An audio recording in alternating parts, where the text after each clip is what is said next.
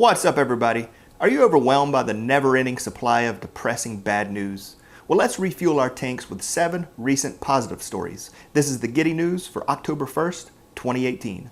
Bethesda helps 12-year-old boy with rare cancer fulfill his wish of playing Fallout 76, is the Giddy News headline courtesy of Wesley Yin Poole of Eurogamer. So Wes from Virginia has battled stage 4 neuroblastoma for half his life after being diagnosed at just 5 years of age. After doctors told his family that they thought it best to stop his treatment, the child realized he probably wouldn't get to play Fallout 76, due out in November. Bethesda Game Studios, which opens its doors to terminally ill children who wish to see their favorite games that are made, they usually have kids travel to them, but in Wes's case he was too ill to travel, so the studio traveled to Wes. Matt Grandstaff, assistant director at Bethesda, drove 4 hours from the company's headquarters to the family home with not just a copy of the game, but a prototype of the Power Armor helmet that's due to come with the Power Armor edition of the game. And Wes has a GoFundMe page where his parents are raising money to pay for living expenses and the costs associated with travel, and I'll include a link to that in the description below.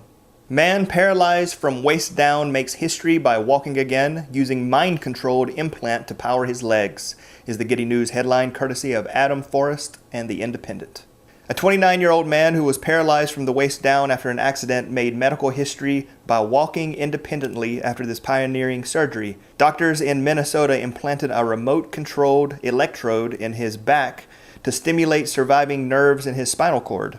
Jared Chinnock was able to stand up and walk for just over 100 meters while pushing a front-wheeled walker. It was the first time that he had walked by himself since his accident 5 years ago. And neurosurgeon Dr. Kendall Lee, who co-led the team from the Mayo Clinic in Rochester, stated that the reason why this is important is because the patient's own mind, thought, was able to drive the movement in his legs.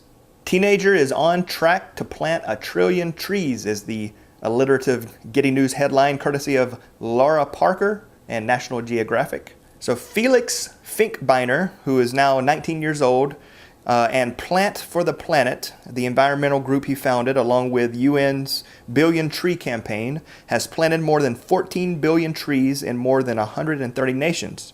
The group has also pushed the planting goal upward to 1 trillion trees. Plant for the Planet now has an army of 55,000 climate justice ambassadors who have trained in one-day workshops to become climate activists in their home communities, and most of them are between the ages of 9 and 12. And here's a quote from Felix: "If you let a monkey choose if he wants 1 banana now or 6 bananas later, the monkey will always choose the 1 banana now.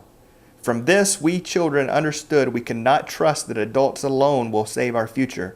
To do that, we have to take our future in our hands." Seattle judges throw out 15 years of marijuana convictions, is the Giddy News headline courtesy of the BBC, and a link to the source will be included in the description below. Judges in Seattle have decided to quash convictions for marijuana possession for anyone prosecuted in the city between 1996 and 2010. Possession of marijuana became legal in the state of Washington in 2012, and it has been legal for medicinal use since 1998. City Attorney Pete Holmes asked the court to take the step to right the injustices of a drug war that has primarily targeted people of color. And Mayor Jenny Durkin is quoted as saying, "For too many who call Seattle home, a misdemeanor marijuana conviction or charge has created barriers to opportunity, barriers to good jobs, housing, loans, and education." Indonesian teenager survives 49 days adrift at sea in fishing hut, is the Giddy News headline courtesy of Kate Lamb and The Guardian, and a link to the source will be included in the description below. 19-year-old Audi Novel Adelang worked as a lamp keeper on a floating fish trap known locally as Rompong, located 125 kilometers out at sea. But in mid-July, heavy winds snapped its moorings and sent Audi adrift into the ocean. The teenager only had a few days' worth of supplies, and he survived by catching fish, burning wood from his hut to cook them, and sipping seawater through his clothes to minimize his salt intake. 10 ships sailed past the Indonesian teenager before a Panamanian-flagged vessel, the MV Arpeggio, finally picked him up in the waters off of Guam on August 31st. He flew home on September 8th and is now in good health.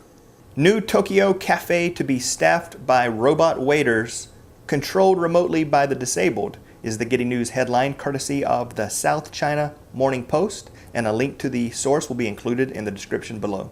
The new cafe will deploy Orihime-D robots controlled by disabled people with conditions such as lateral sclerosis, which is a form of motor neuron disease.